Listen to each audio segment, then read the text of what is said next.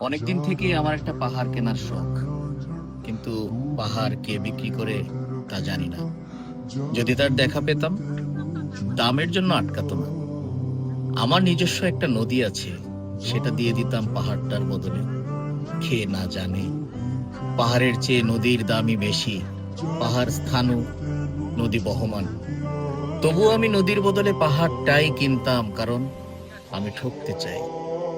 নদীটাও অবশ্য কিনেছিলাম একটা দ্বীপের বদলে। ছেলেবেলায় আমার বেশ ছোট্টখাট্ট ছিমছাম একটা দ্বীপ ছিল, সেখানে অসংখ্য প্রজাপতি। শৈশবে দ্বীপটি ছিল আমার বড় প্রিয়। আমার যৌবনে দ্বীপটি আমার কাছে মাপে ছোট লাগে। প্রবহমান ছিপছিপে তন্নি নদীটি বেশ পছন্দ হলো আমার।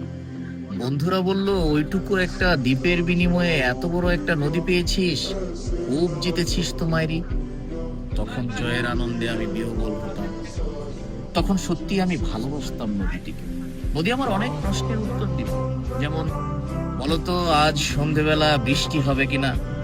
সে বলতো, আজ এখানে দক্ষিণ গরম হাওয়া, শুধু একটি ছোট্ট দ্বীপে বৃষ্টি।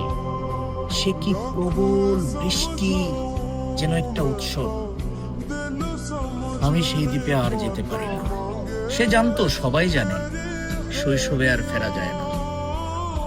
এখন আমি একটা পাহাড় কিনতে চাই। সেই পাহাড়ের পায়ের কাছে থাকবে গহন অরণ্য।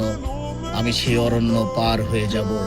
তারপর শুধু রুক্ষ কঠিন পাহাড়, একেবারে চূড়ায়, মাথার খুব কাছে আকাশ, নিচে বিপুলা পৃথিবী, চরাচরের তীব্র নির্জনতা। আমার কণ্ঠস্বর সেখানে কেউ শুনতে পাবে না। আমি ঈশ্বর মানি না তিনি আমার মাথার কাছে ঝুঁকে দাঁড়াবেন না। আমি শুধু 10 দিককে উদ্দেশ্য করে বলবো, প্রত্যেক মানুষই অহংকারী। এখানে আমি একা। এখানে আমার কোনো অহংকার নেই। এখানে জয়ী হবার বদলে ক্ষমা চাইতে ভালো লাগে। হে 10 দিক, আমি কোনো দোষ করিনি, আমাকে ক্ষমা